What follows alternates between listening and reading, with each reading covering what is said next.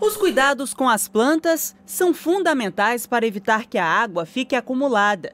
Todos os dias, Eliana checa os pratinhos e elimina possíveis criadouros do Aedes aegypti. Eu costumo botar areia. Quando às vezes não tem areia, a gente molha e observa se a água passou para o pratinho, a gente tira a água do prato, evita a planta que segure água, porque tem plantas que a própria folha fica com a água. E está sempre vigiando, sempre olhando para ver, porque pode acontecer, né, ficar alguma água, alguma coisa, então a gente está sempre vigilante, olhando.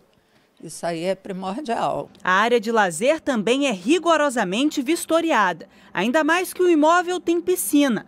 Na luta contra o mosquito transmissor da dengue, todos devem fazer a sua parte. A gente tem piscineiro que vem limpar, vem botar cloro, tem coqueiro, então a gente está sempre limpando, não deixa ficar com mato no quintal, porque é terra.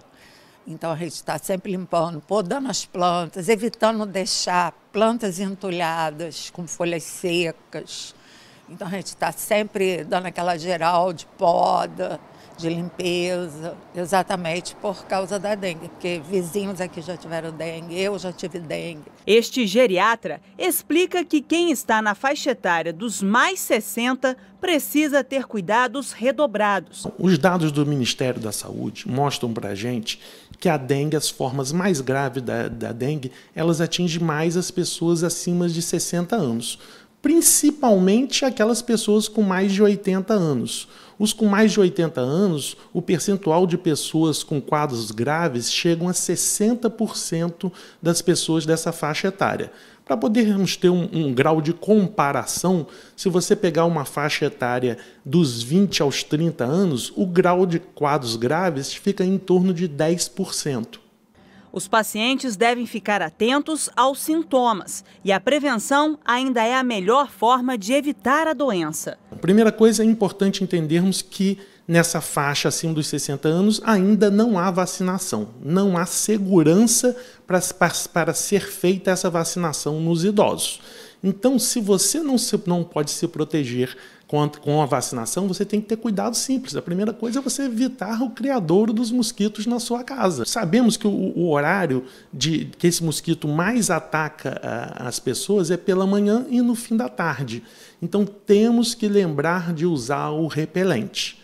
E um detalhe importantíssimo é saber que o repelente ele é uma barreira física ao mosquito. Então, se você está usando aquele repelente de forma de hidratante que você está passando na pele, e você depois vai colocar uma roupa para poder se tapar, até porque é indicado nesses horários que você tape a maior parte possível do corpo, ou seja, calça, blusa de manga comprida.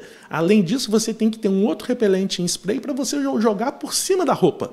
Porque as pessoas esquecem de passar o repelente por cima da roupa também. Em Campos, maior município do interior do estado, foi confirmada a 4ª morte causada em decorrência da dengue no município. A idosa de 77 anos morava na área central da cidade. E são óbitos de casos que a gente considera que são casos difíceis, porque são a maioria idosos, né? Só basta a gente olhar a nossa série histórica, 77 anos agora, 64 anos, 62 anos e 24 anos, 25 anos de idade, uma grávida. Então esses casos condicionam aquilo que eu sempre falo, são os grupos de maior risco para a dengue, né? Gestantes, idosos, crianças pequenas. Atenção, não espere para depois. Está com febre alta, é uma criança pequena, está com febre alta, uma gestante, está com dor no corpo, procure ajuda médica e vamos aguardar agora que as vacinas vão chegar também para os adolescentes em Campos, né, no segundo semestre, porque vai ter uma grande epidemia em novembro, segundo falam as autoridades. Só este ano o município já registrou mais de 17.100 notificações de dengue. Segundo a Secretaria de Saúde, 75% dos casos foram identificados como do sorotipo 1. Quando comparamos a série histórica, se a gente pegar os últimos 10 anos, 2013 até 2024, 11 anos, esse é o pior ano depois de 2013, onde tivemos o sorotipo 4. E esse ano agora nós temos 75% dos sorotipos por sorotipo 1 em Campos, diferentemente de outros municípios grandes, como Macaé, por exemplo, onde 75% é o sorotipo 2. O que isso impacta? Impacta muito em assistência e em maior gravidade dos casos.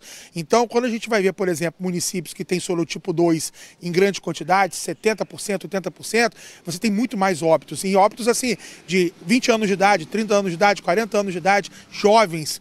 Por exemplo, comparado com municípios como Campos, que tivemos sorotipo 1. Então, o sorotipo 1, apesar dele ser um sorotipo mais brando, ele pega quem? As pessoas com maior fatores de risco. Então, idade, gestante, como está no livro.